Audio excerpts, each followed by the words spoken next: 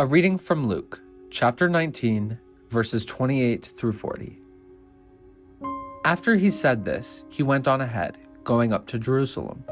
When he had come near Bethphage and Bethany, at the place called the Mount of Olives, he sent two of the disciples, saying, "Go into the village ahead of you, and as you enter it, you will find tied there a colt that has never been ridden. Untie it and bring it here. If anyone asks you, 'Why are you untying it?' just say this, 'The Lord needs it.'" So, those who were sent departed and found it as he told them. As they were untying the colt, its owners asked them, "Why are you untying the colt?" They said, "The Lord needs it." Then they brought it to Jesus, and after throwing their cloaks on the colt, they sat Jesus on it. As he rode along, people kept spreading their cloaks on the road. Now, as he was approaching the path down from the Mount of Olives, the whole multitude of the disciples began to praise God joyfully with a loud voice for all the deeds of power that they had seen, saying, "Blessed is the King who comes in the name of the Lord. Peace in heaven and glory in the highest heaven." Some of the Pharisees in the crowd said to him, "Teacher, order your disciples to stop." He answered, "I tell you, if these were silent, the stones would shout out." In the late 1980s, at the height of the Cold War, the U.S. Navy was performing routine monitoring in the Pacific Ocean using a network of hydrophones designed to track Soviet submarines when analysts detected an unusual sound. They were accustomed to picking up the typical underwater sounds of migrating whales and the distant echoes of ships cutting through the waves, even the rumble of shifting tectonic plates. But amid this ordinary oceanic backdrop, the hydrophones picked up something unprecedented. A lone whale song, vocalizing at 52 hertz, a frequency higher than any known baleen whale's call.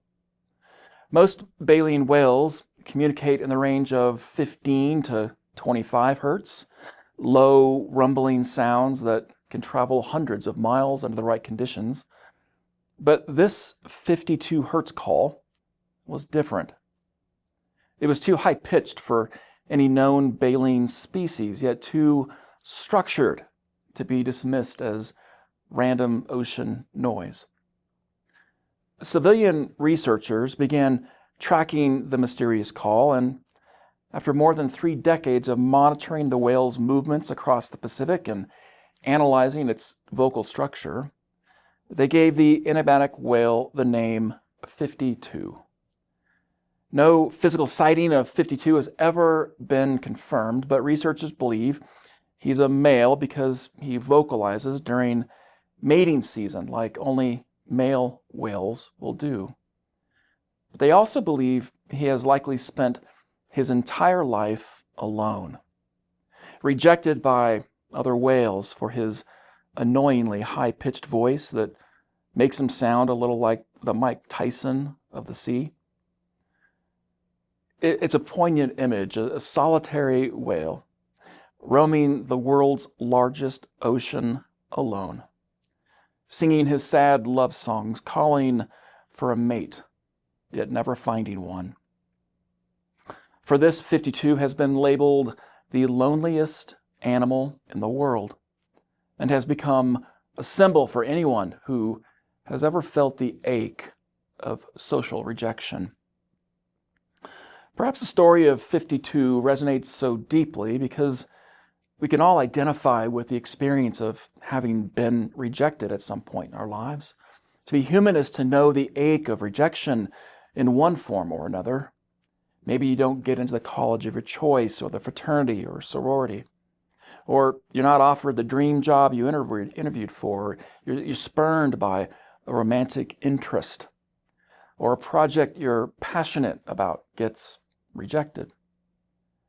It can be a disillusioning experience, which is why the fear of rejection is the oldest and most powerful fear in the world. There is nothing quite like it, the fear of being deemed unacceptable, unworthy, flawed in some way. Our brains as humans have evolved over tens of thousands of years to seek out social approval and affirmation. At the heart of our fear of rejection is this deep biological instinct to belong, to fit in, to find security in a group or tribe. The fear of rejection has been essential to our survival as a species.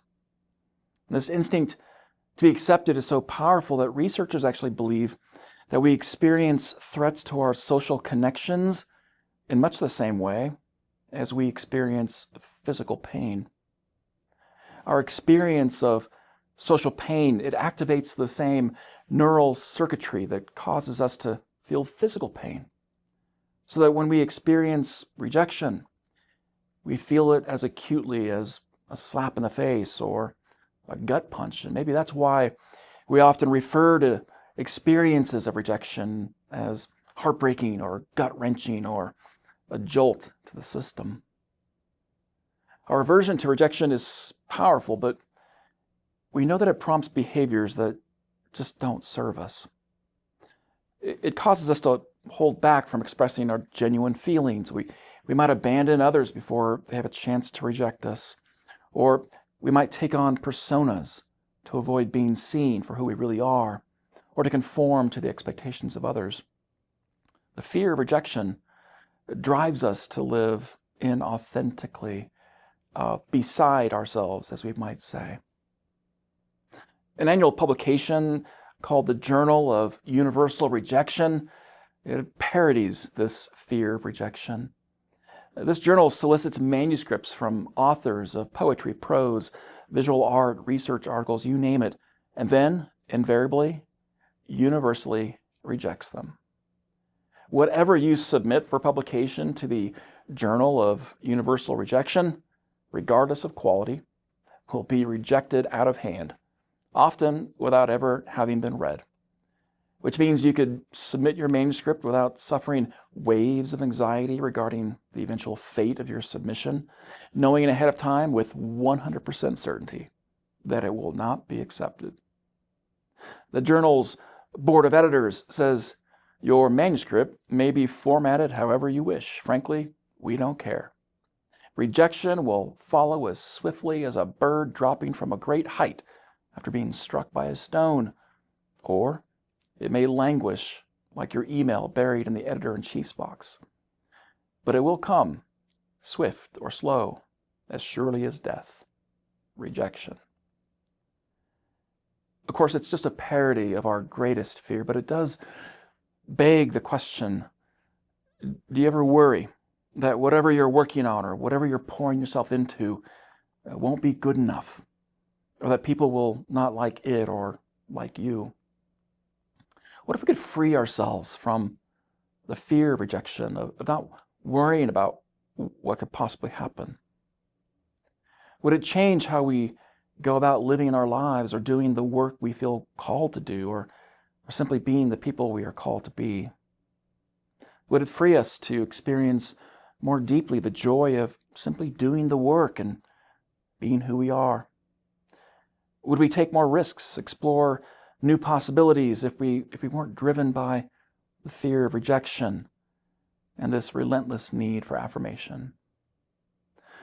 One day as Jesus entered the city of Jerusalem, he was overcome, welcomed by this overwhelming praise and affirmation of the crowds. People shouted, "Hosanna!" They lined the road with their own cloaks.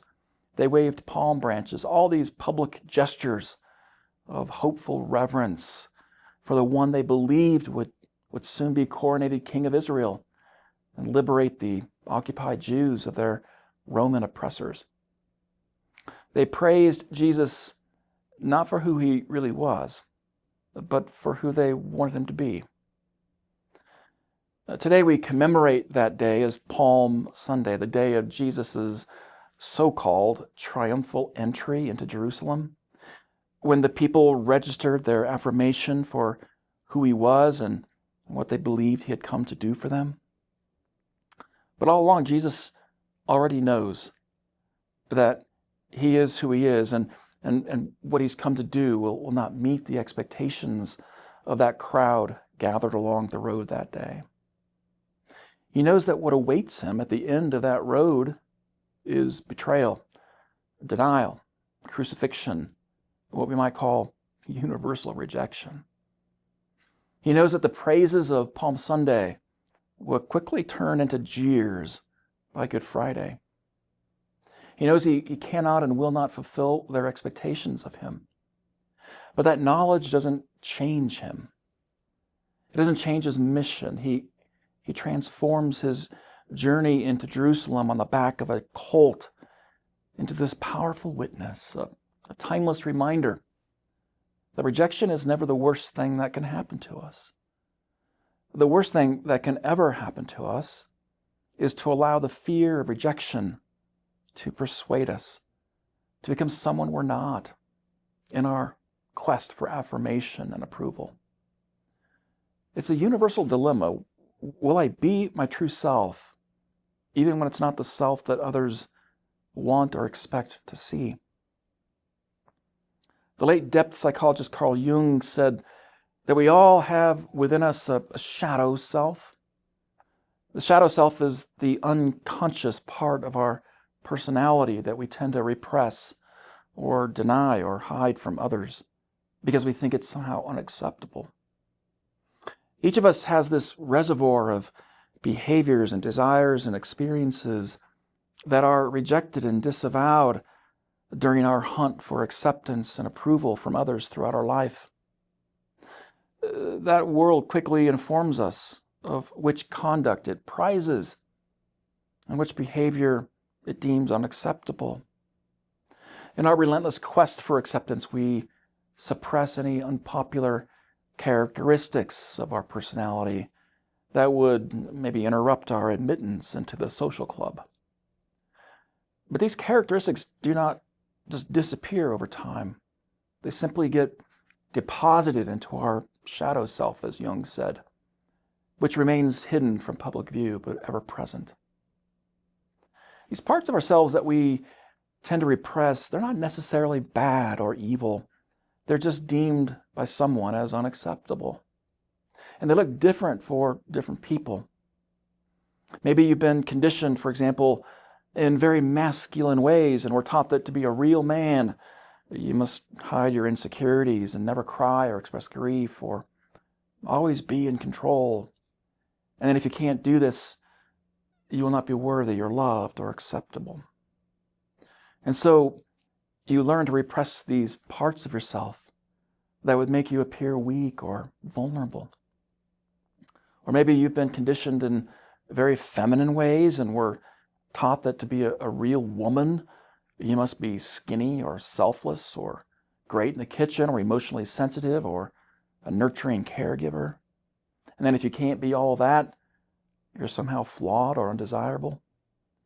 And so over time you repress the parts of yourself that may long to express anger sometimes, or frustration, or individuality, or creativity. Or maybe you were raised in a Christian family and you were taught that having doubts or asking questions is sinful, or that Jews or Muslims or gays are unacceptable to God, or that you cannot get a divorce or have certain thoughts or physical desires, and that if you cannot live up to this ideal, then you're not a real Christian. And so over time you repress your doubts, your uncertainties, your compassion for certain people, your frustrations, your curiosities.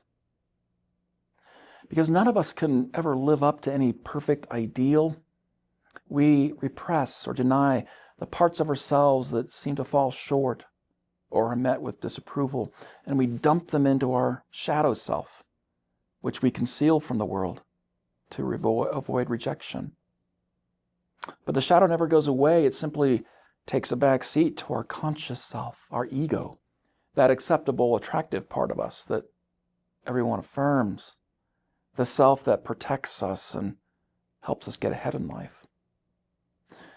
Yet our shadow is always present unconsciously, and it longs for attention, to be integrated with our conscious self so that we can be authentic and whole persons.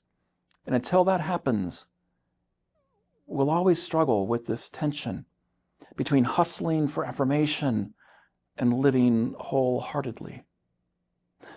The wholeness, the peace our hearts long for, it will always remain elusive.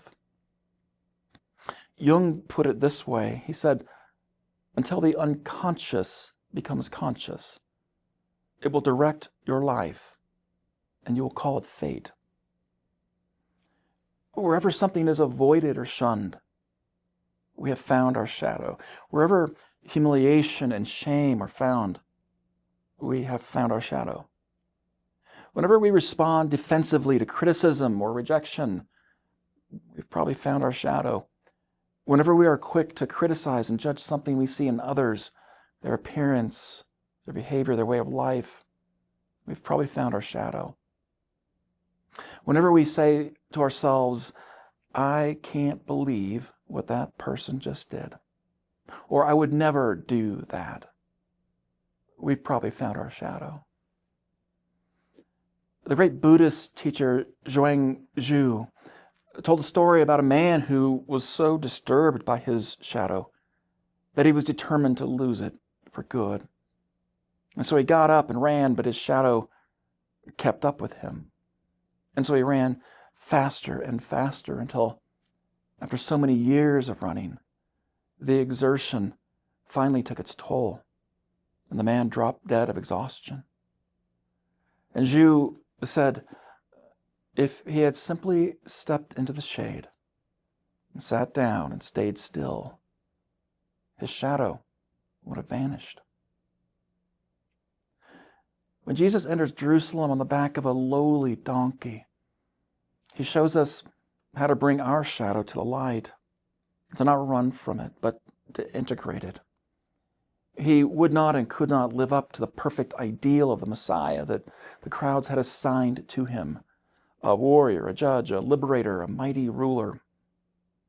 They said, when the Messiah comes, there will be no more suffering and no more misery, no more Romans.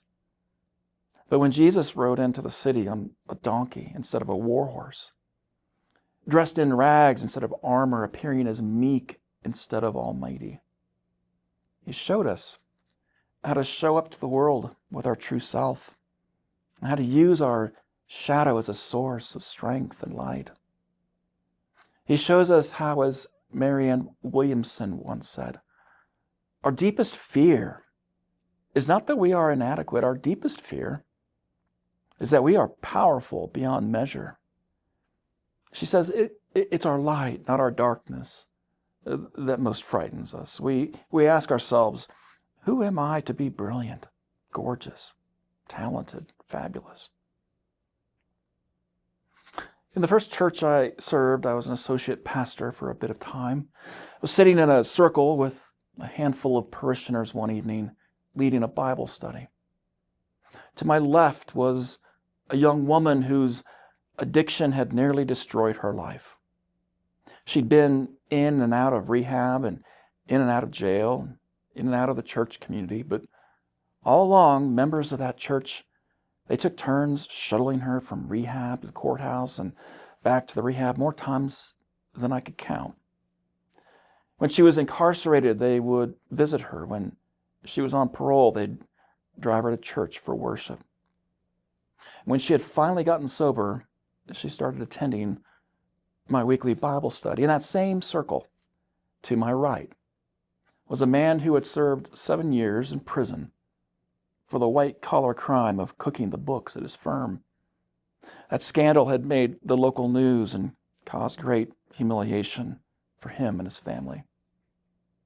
But when so many people had rejected him and written him off and cut him off, the members of that church wrote him letters and sent him care packages while he was in prison. They helped carpool his kids to school and soccer games. They made repairs on his home for his wife. They even threw him a welcome home party upon his release. They loved him back to wholeness. And as he sat in that circle every week for that Bible study, I was aware of that. Well, that evening in that circle was a woman I didn't know. She was new to the church. She seemed really uneasy, uncomfortable in that space. But somehow she gathered the courage to share something that she was struggling with.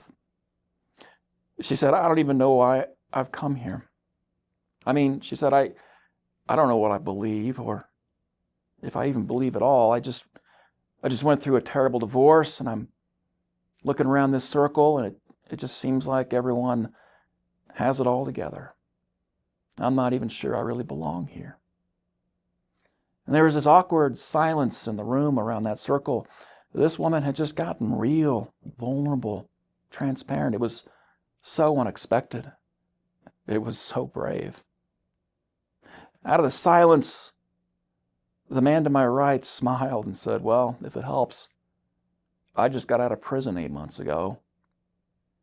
And that young woman to my left said, I'm in recovery, 6 months clean. And someone else in the circle chimed in, my adult son hasn't talked to me for 3 years. Another woman said, I just put my husband in a memory care facility and I can't stop crying. Looking around that circle as the light entered that space, I was reminded of something the late writer David Foster Wallace once said. We hide what we most want seen.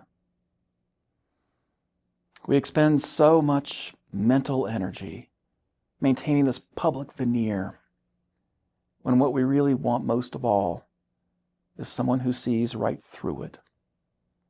Someone who leaves us standing there exposed, naked, wide-eyed, and speaks directly to that hidden, uncertain part of ourselves.